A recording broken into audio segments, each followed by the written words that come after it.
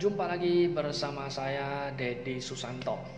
Hari ini kita akan membahas topik mengenai kesetaraan gender. Kesetaraan gender antara laki-laki dan perempuan. Bagaimanakah dalam pandangan ajaran Buddha atau agama Buddha? Jadi begini. Jadi di masa lampau, di 2600 tahun yang lalu, Buddha menganggap semua manusia adalah sama. Buddha tidak membeda-bedakan manusia. Padahal pada masa itu ada yang namanya pembagian kasta. Tetapi Buddha tidak mengatakan pembagian kasta dari yang tertinggi sampai yang terendah itu manusia harus dibedakan seperti itu, tidak. Tetapi Buddha mengatakan bahwa manusia itu adalah sama derajatnya. Siapapun itu, mau dia orang kaya, mau dari kelompok Brahmana, mau dari kelompok bangsawan, mau dari kelompok budak, semuanya sejajar. Semuanya bisa mencapai kesucian. Ya, dan manusia tidak digolongkan berdasarkan kasta-kasta tertentu. Tetapi manusia dibedakan berdasarkan perbuatannya. Itu yang paling penting. Ya, sama juga dengan kesetaraan gender antara laki-laki dan perempuan. Buddha mengakui bahwa perempuan juga bisa menjadi tersucikan seperti layaknya seorang laki-laki. Di cerita kehidupan Buddha 2600 tahun lalu, banyak kita jumpai arahat-arahat, baik arahat yang laki-laki ataupun arahat yang perempuan. Dan semua dari mereka itu semua tersucikan. Artinya Buddha tidak mendiskriminasi bahwa yang bisa tersucikan hanyalah laki-laki, tidak. Tetapi beliau mengajarkan bahwa perempuan juga bisa tersucikan. Oleh sebab itu Buddha menerima perempuan di komunitas Sangha atau Bhikkhuni. Ya. Buddha menerima perempuan di komunitas Bhikkhuni. Maka Pajapati Gotami sebagai ibunya Pangeran Siddhartha beliau terima sebagai bhikkhuni pertama. Beliau terima.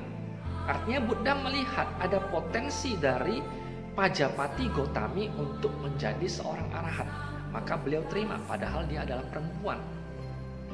Di situ kita bisa melihat bahwa Buddha tidak pernah membedakan siapapun. Bahkan dalam beberapa kesempatan Buddha menceritakan bahwa ada kalanya perempuan bahkan lebih baik ketimbang laki-laki. Di situ sudah bisa kita lihat jelas bahwa laki-laki dan perempuan Buddha tidak mau membedakannya. Semua adalah sama. Dalam proses pencapaian kesucian, dalam proses belajar ajaran Buddha, semua adalah sama. Padahal pada masa itu, 2600 tahun lalu, di India, perempuan dianggap hanyalah sebagai kelompok bawahan. Mereka dinikahi hanya sekedar untuk memberikan keturunan, tidak lebih daripada itu. Selebihnya mungkin jadi budak dan lain sebagainya.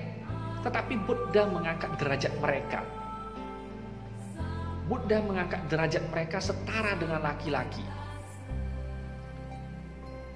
Maka sampai hari ini itu sejalan. Ya, ajaran Buddha sudah 2600 tahun berlalu dan sampai hari ini masih sejalan. Ya. Artinya perempuan bisa menjadi seperti apa yang laki-laki jadi.